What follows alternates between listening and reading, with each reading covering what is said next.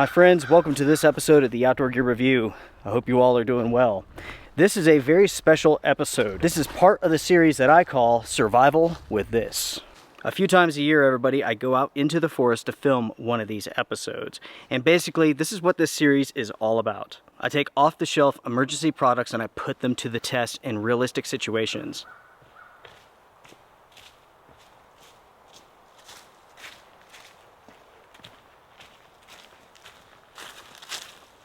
For this situation, I've been out for a day hike. The sun is going down, and before I know it, I'm off trail. I'm lost.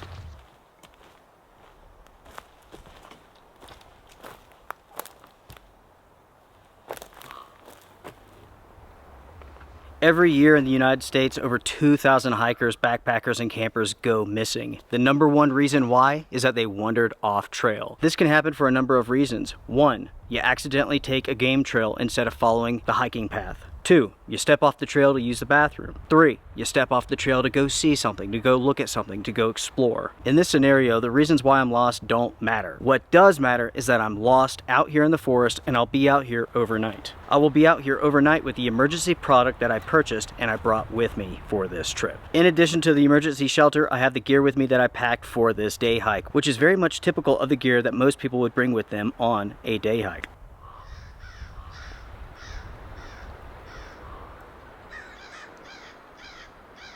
When it comes to hikers, campers, and backpackers getting lost on the trail, the most common time of year is right now. Basically, the warmer months going into the warm part of fall. That is when the majority of people get lost out on the trail. And that's because this is the most common time, the most popular time to go hiking, backpacking, and so on. I should mention, everybody, that this is an adventure, just a different type of adventure. I'm going to be out here in the forest with only the gear that I have inside of this backpack. Speaking of which, allow me to show you what I have with me.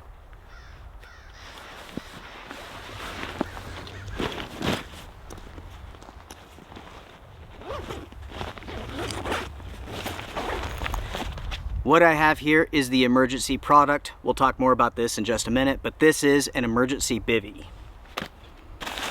Inside of this, I have a battery bank, a headlamp, and also a lantern. The lantern's not something that I usually carry with me, but that's so that you all can see me during the night. In this bag, I have a toboggan and some gloves. Inside of this bag, I have some snacks, a cup with a small amount of solid fuel, along with a lighter. Here we have a jacket. And as far as the inside of the pack, that's all that I have. Now let's focus on these outside pockets. In this pocket here, I have my keys and nothing else. In this pocket here, camera batteries and a camera kit. Basically, this is for like dusting off the lens, cleaning off junk, so on and so forth. In this pocket here, I have my miscellaneous kit. Inside of this, I have some cordage, some toilet paper, a first aid kit. I also have some hand warmers, which are always in here. And for this trip, I did bring along a thermometer. Right now it reads 67 degrees Fahrenheit, but that is not accurate. That's been inside of my backpack, which has been on my back, so it's running hot at the moment. Already it's dropping, now it's 66. We will get this out in just a little bit and let it acclimatize.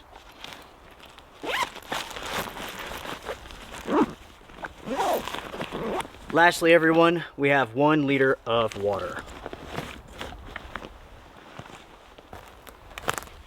As far as the gear goes, that is it. That's all that I have for this trip. And this is typical very much of a day hiker. We have all of the fundamentals. Again, we're not going to talk about why I'm lost, why I don't have a map, why I can't use my phone, and so on. The unfortunate thing is that people get lost. Again, over 2,000 people alone in the United States every single year get lost while out on a hiking trail. There are literally hundreds of reasons why this happens, and we're not going to touch upon that in this episode. The main focus of this trip is that emergency product. Speaking of which, folks, this is the Escape Bivvy from SOL, which stands for Survive Outdoors Longer. SOL makes a lot of big claims in regards to this product. They say that it reflects back 70% of your body heat. It is windproof and highly water resistant. At the same time, it's breathable. They say that it's a sleep system, a survival shelter, it's highly durable, and at the same time, you can see here just how small this is. This is very, very small, and at the same time, it's lightweight. Later on tonight, we'll talk more about this product. For now, we need to focus on what we are going to do this evening. Now, the most important thing that you need to keep in mind if you become lost on the trail is this. Do not move from the point that you realize that you're lost. In all cases, except for one point, if you're in danger. Let's say that the area that you're in is just simply not safe. Move to a location that is as close by as possible so that you can remain safe. I'm talking about conditions overhead. Maybe there's some dead limbs. Maybe you're in danger that way. I'm also talking about the weather conditions. Let's say that you realize you're lost right here. This is not a good location to be because it's incredibly windy. There's a wind coming up through the forest here, and actually I'm getting quite cold. The strong winds that I'm experiencing here in the forest are a good enough reason to seek shelter, so that's what I'm going to do. You have to remember, folks, if you're lost, you don't know where the trail is. So this is the closest point to that trail. So if at all possible, stay put. If you decide that you have to move for the sake of safety, mark a trail so you can get back to this point. Make a trail any way that you need to. You can use your knife, assuming that you have one, you should have one. You can mark up the trees, make all of the points in a straight line if at all possible. Make it so that you can see each point that you've marked from a distance. So make sure that your markings follow a line of sight pattern.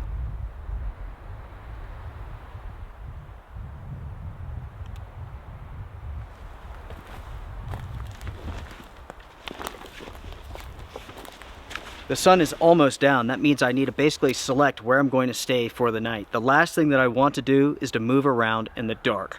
So I'm going to look around this area, remember exactly where this is. I'll mark a path, and you can do that with a rock. You can do that with a knife. If the stick is big enough, you can tear the barks off trees. You can leave other signs, whatever it is that you want to do. Take advantage of what you have with you and also what's surrounding you in the environment.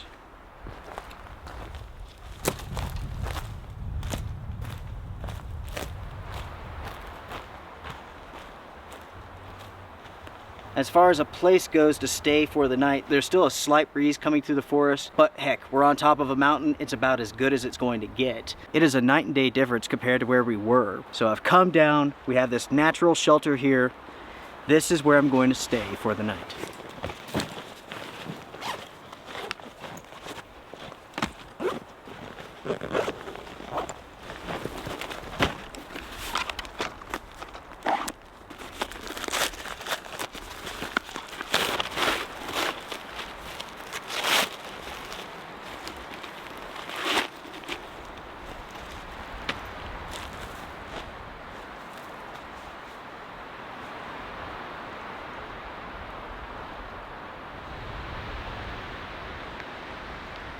It's not perfect, but it will certainly do. Again, this is much better than it was on top of the hill there. There certainly were some benefits to being up higher, such as firewood. There was tons of it. Down here, there's virtually nothing. A bunch of small stuff, that's it. In the end, I feel confident in the decision that I made to move. This is a better location, it's safer, I'm not exposed.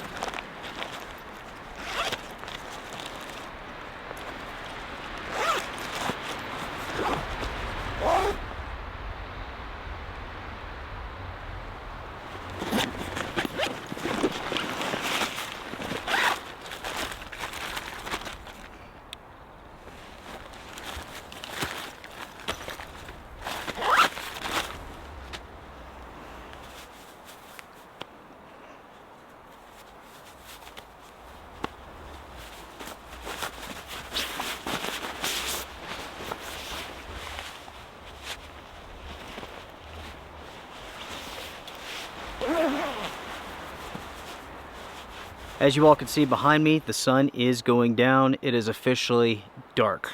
The camera makes it look a whole lot lighter than it actually is. It's just about pitch black out here. If this was one of my typical adventures, I'd be having dinner right about now.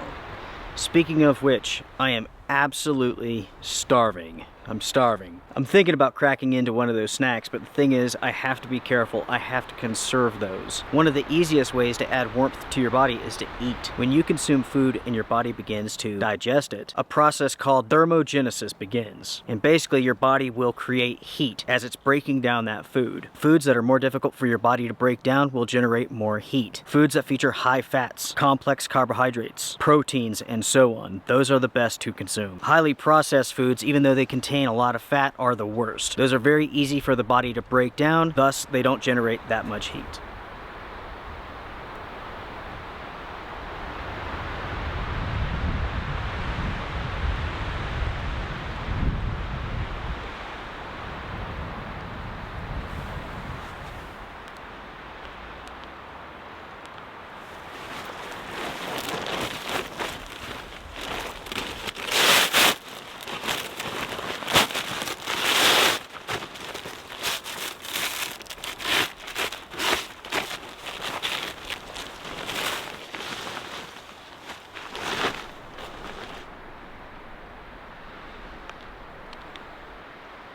As far as the time goes, it is now 7:20. It's fully dark out. The moon's coming up. Temperature 52.7 degrees and dropping. As soon as I got that thermometer out of the backpack, it's been plummeting. Tonight the temp is going to drop into the 40s somewhere. Who knows exactly at this elevation. If you happen to find yourself in a situation like this, remember to be proactive. Do not let your core body temperature drop. Put on your clothing, stay warm, don't sweat. You want to do everything that you can to prevent hypothermia from coming on. Hypothermia is when the body's core temperature drops below 95 degrees. One of the quickest ways to suffer from hypothermia is to be out in the wind. That's why we had to move. We had to get to a safe location where we're not exposed. With temperatures like this, around 50 degrees, hypothermia can come on in less than 1 hour and it can kill you.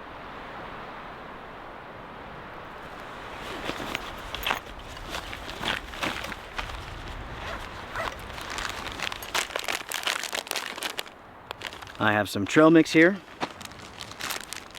a pumpkin cereal bar, and a oatmeal crumble strawberry bar of some sort. That's what I brought with me for this day hike. For now, I guess I'll start with this pumpkin bar. As I mentioned, I'm starving, folks. Imagine what it would be like if you were out hiking all day, doing your favorite trail, you get lost, you're burning through all of the calories that you consumed that day, you would be hungry.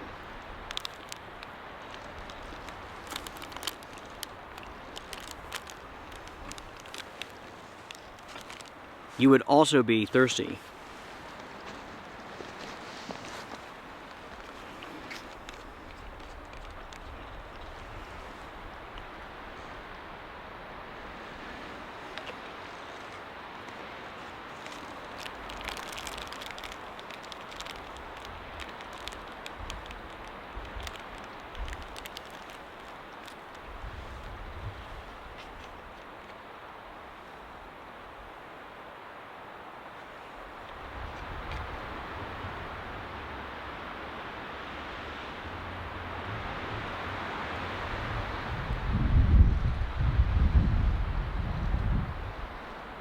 The hardest part about eating here is self-control. Now that I'm eating this bar, I just want to eat everything else as well. I'm not going to, but I definitely want to.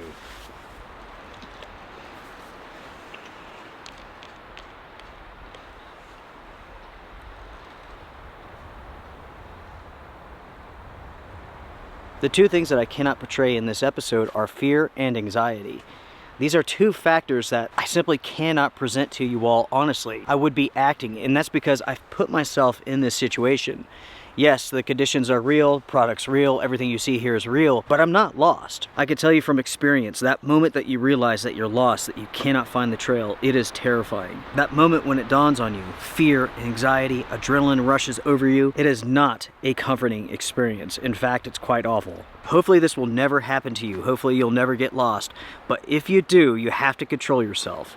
Control your thinking, control your mind, stop, breathe, focus, think. Do not react and do not act until you've clearly thought out all of your options. When adrenaline and stress run through your body, it's very easy to make very rash decisions.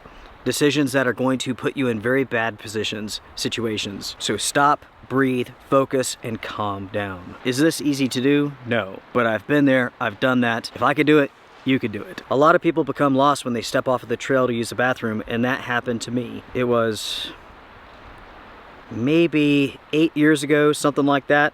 I went out for a day hiking trip, stepped off the trail, went to the bathroom, turned around, and I could not see the trail at all. I couldn't see it. The forest was that thick. The foliage on the ground was that thick. It was obscuring the trail. That feeling, that emotion that hits you, all of a sudden you're like, oh, f***. Anytime that I've gotten lost in my life, that moment where it dawns on me, it's unlike any feeling I've ever had.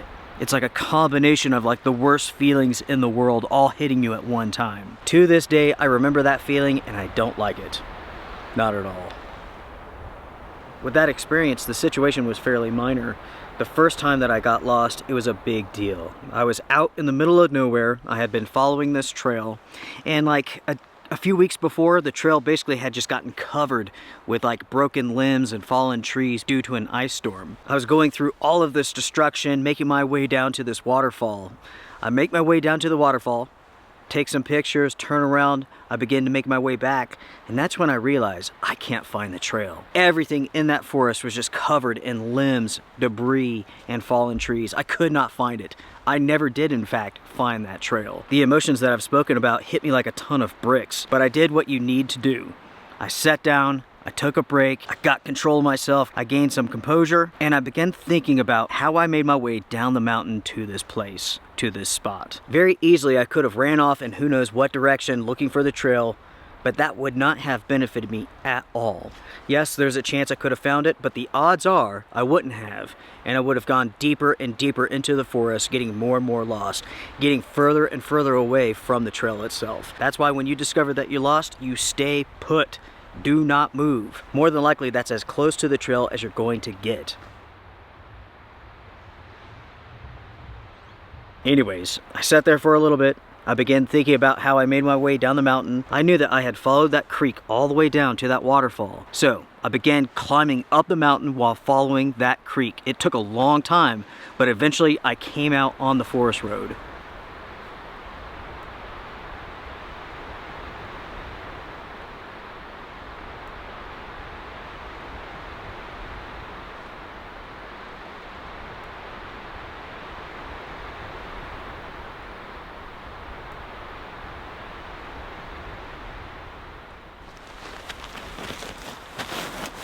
I just noticed some bugs crawling across the top of this bivvy here, and that reminded me I needed to seal up the top of this bivvy as much as possible. I want to make sure to keep as many bugs out of this as possible.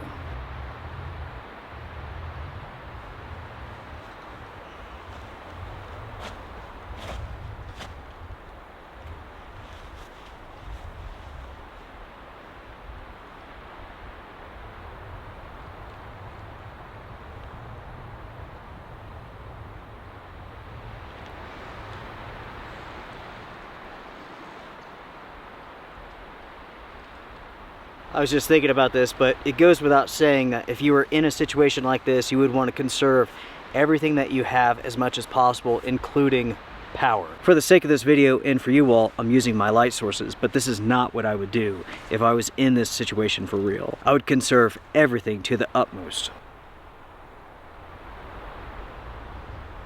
It is now almost 8:30. The temperature is definitely dropping. Right now it says 51.6.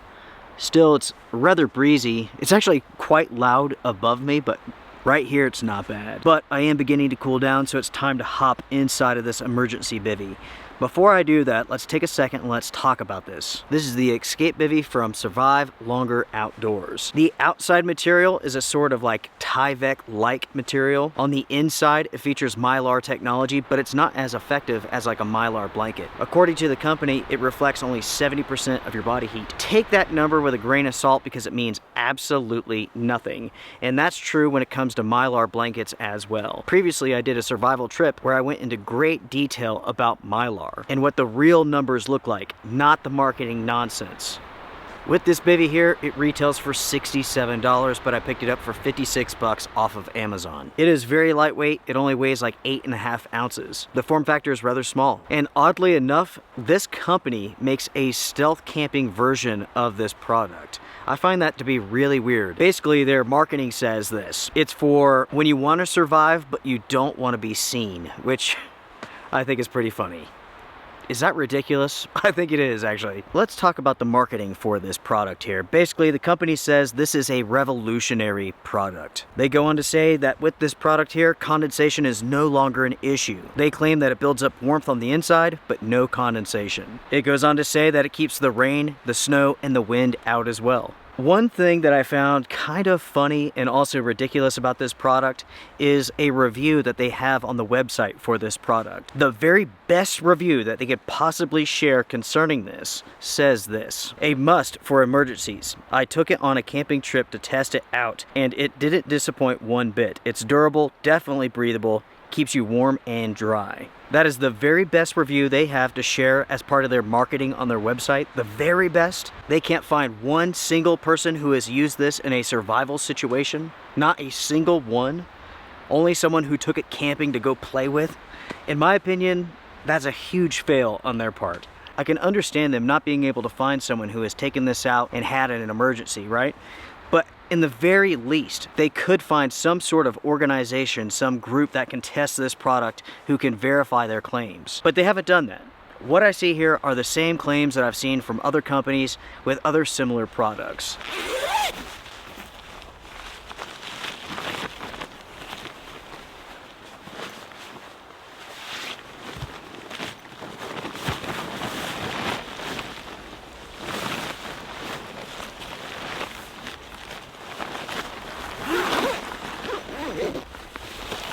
I'm now inside of the bivvy for the night, and this is where I will stay. Yes, it is as uncomfortable as it looks. It really is. Alright. I'm going to use my backpack as my pillow. I will say, there's not much out here making noise besides the wind. Every once in a while, I'll see a bat fly overhead, but that's about it.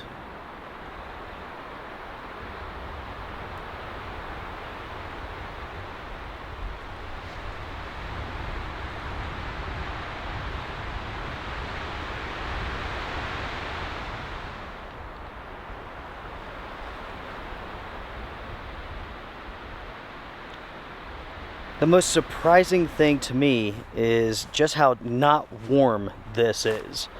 The company claims it reflects roughly 70% of your body heat. I don't think so. I mean, I'm not feeling anything. If you've ever used a Mylar product, as soon as you wrap it around you, you get inside of it, you can feel your heat, your body heat reflecting back to you. As soon as I got in this, I felt nothing. In fact, I still feel absolutely nothing. It is blocking the wind, but that's about it so far.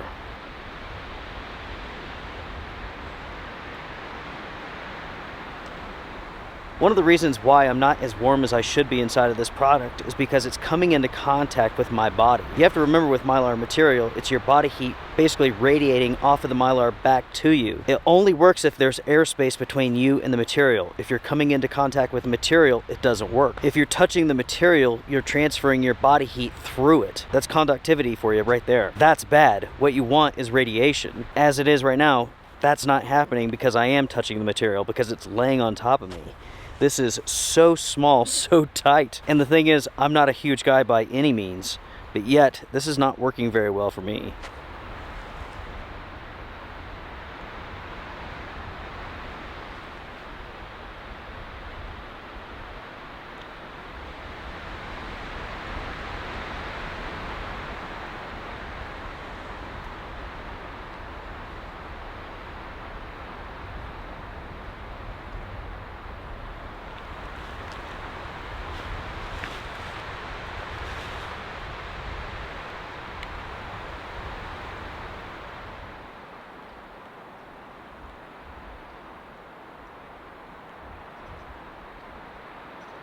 So I've been inside of this for a while now,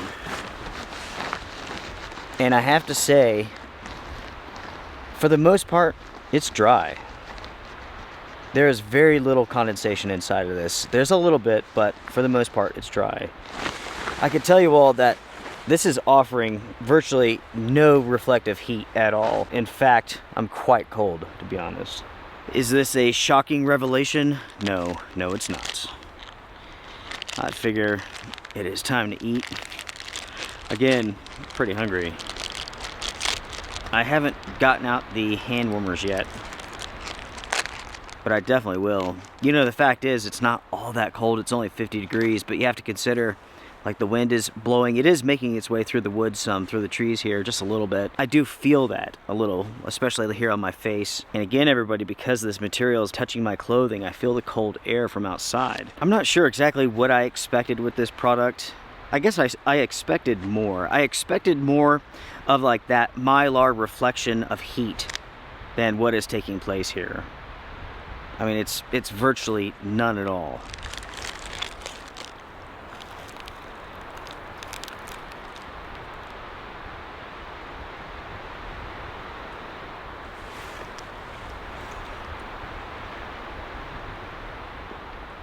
I've said it before, and I'll say it again. The reason why I do this is to show you all what it's like, to give you all some advice, and really to drive home the point. Don't believe the marketing nonsense surrounding these emergency products. Do not put your faith in these products. Do not let these products give you a false sense of security. That's why when you head out on the trail, you need to be prepared. You need to download a map on your phone. You need to be using GPS. If you can read a map, if you can use a compass, great. Do I recommend that you carry with you a personal locator beacon or a satellite communication device? Yes, I do. With those two, I do understand that they are very expensive, and they do feature very expensive monthly subscriptions. So I do understand for those who don't have them, for those that don't carry them, and so on. I get it.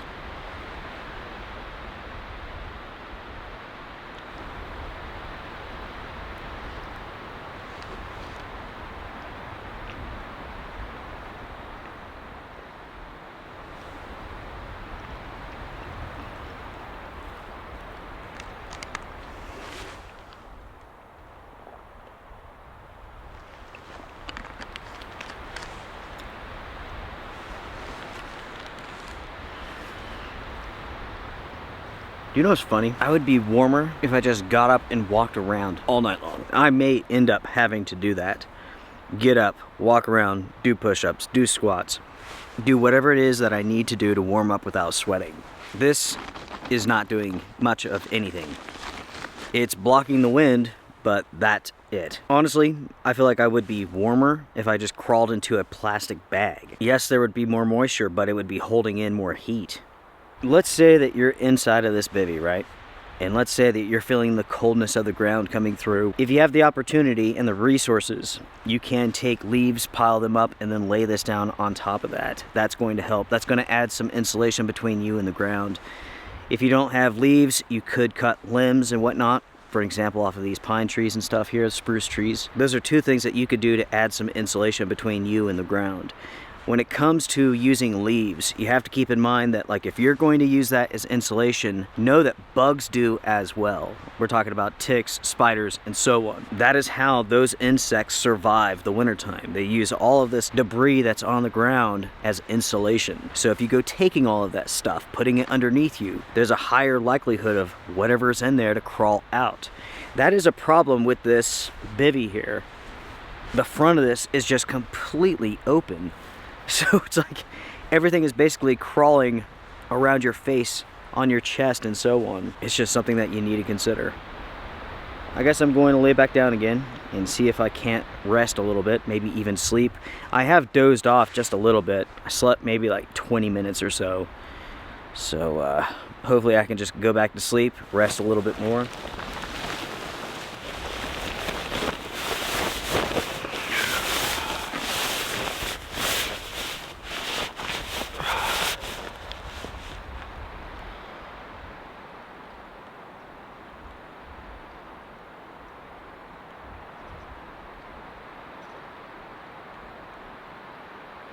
With this bivvy here, it really does a good job of like proving the point that there is no such thing as the perfect material. There's always some sort of compromise. So with this bivvy, the company claims that it's super breathable, and it turns out it actually is. But it's too breathable. It's releasing all of the heat inside of it. That's the trade-off. If this product was to hold in more heat, there would be more condensation. So again, there's always that trade-off. And you really have to think about those pros and cons when it comes to selecting an emergency item that you're going to carry with you. I think in the case of this bivvy, this is terrible.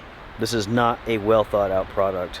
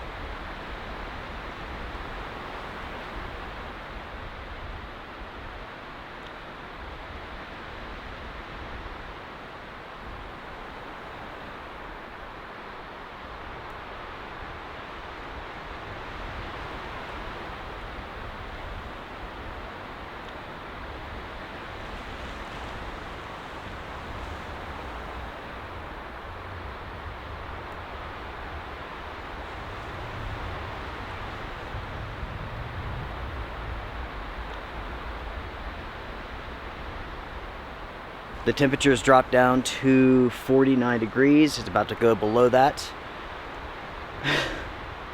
As I was laying here, something popped in my mind. What came to me was this simple fact. This bivvy is doing absolutely nothing. I'm actually colder inside of this than I am outside of it. And this is why. Because this material is laying on top of my body, it is conducting my body heat away from me. So, I mean, it's just cooling me down. It's taking my heat away from me. So it's like I'm laying here, I'm absolutely miserable, I'm freezing. You know, it's funny, it's like the ground is actually insulating me some. It's just, it's this bivvy pulling the heat away from my body because it's laying on top of me here. This is a terrible product. It really is. For survival, for emergency purposes, this is the worst. The absolute worst. I'll tell you what, I'm going to get my shoes on, hop up, walk around just a minute and think about this situation. This is nonsensical.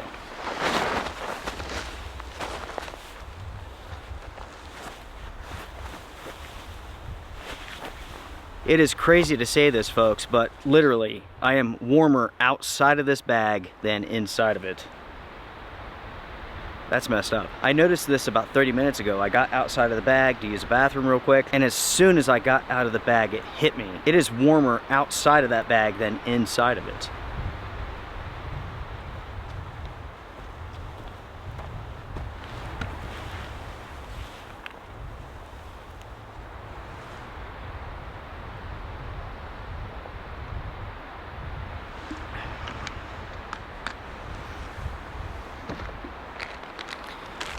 It's now time to move on to the trail mix.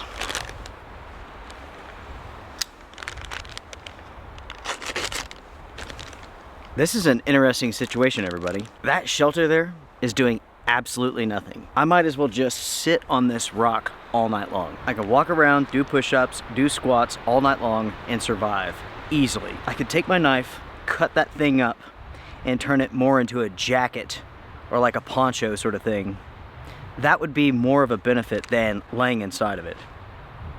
Like, seriously. One thing I find really interesting about this product, I did a search for reviews on this, and the only reviews that I found were people who were taking this out and using it as a bivvy for like camping, right? Basically put their sleeping bag inside of it and so on. If you want to compare this to like an actual camping bivvy, this thing still sucks. It is absolutely terrible. It holds in no heat at all. It basically defeats the purpose. It does block the wind, yes, but it doesn't hold in any heat. It's not going to add any heat to your sleep system or anything like that. A traditional bivvy is going to work so much better for camping purposes than that. Yeah, it's lightweight, that's true, but there are plenty of very lightweight, very compressible bivvies out on the market. The question is, what do I do from here? I could go back and just basically endure for the rest of the night. I could cut this thing up, turn it into a poncho, or I could just call it done. Basically, I've come out here, I've proved what I needed to prove, I tested out what I needed to test. I can tell you all, do not put this inside of your backpack for an emergency situation, right? I can't tell you that it's completely worthless because it does do a few things. It does block the wind. Maybe if it was lightly raining outside, it might stop you from getting wet, but yet the top of that thing's always going to be open. You could try to seal yourself up in it, but then you're introducing a lot of moisture by breathing inside of it. This is not worth your money. Don't take this with you. You would be much better off with a simple tarp. You can set up a tarp in storm mode and be fully protected from the wind. It will hold in some heat. At the same time, it will keep condensation away from you. To me, that makes much more sense than this. A tarp is my preferred emergency shelter, and that's for the reasons that I've stated. It can do everything. It works incredibly well. And you can set it up above the tree line, below the tree line. All you have to do is know what you're doing. It's not about being uncomfortable. It's about this product being worthless that I'm even considering just calling it. I might as well literally sit on this rock all night long. As far as the night goes, there's some clouds in the sky. The humidity is really high. It's just about 100%. But luckily, here in the forest, we are protected. If we were outside of the forest, I guarantee you there would be a thick dew all over everything.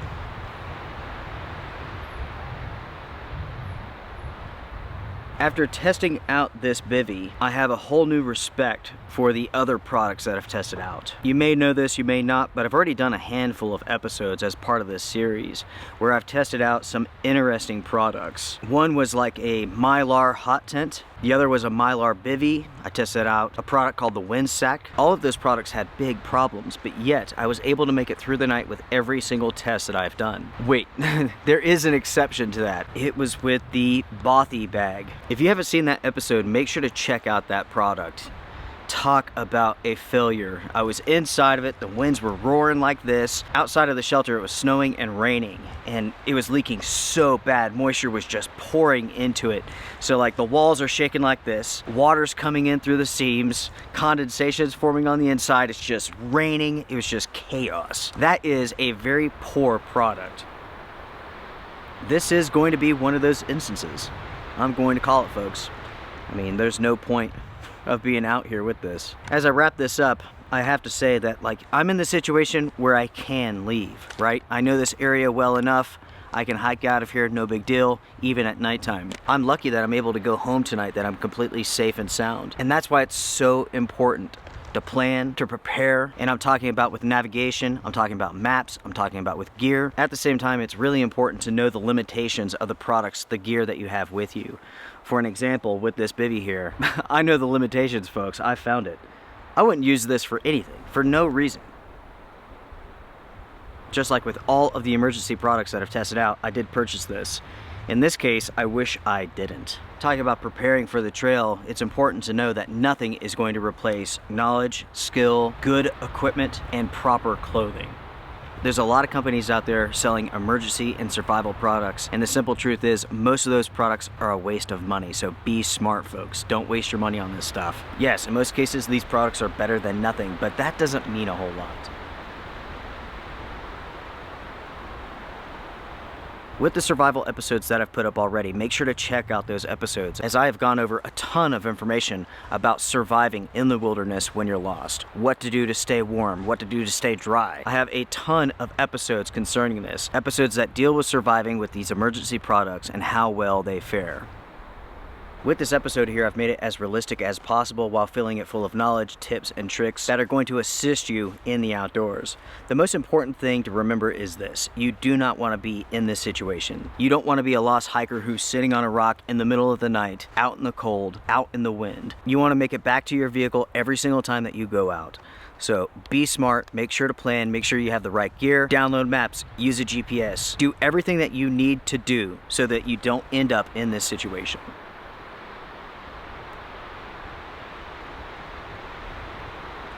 Alright everybody, I'm going to pack up and call this trip done. This was a very interesting test of the Soul Escape Bivvy. A simple, inexpensive Mylar tent works much better than that. Or you could do as I suggest and purchase a very lightweight, compact tarp. That way you can use it in storm mode and be fully protected just in case things go wrong.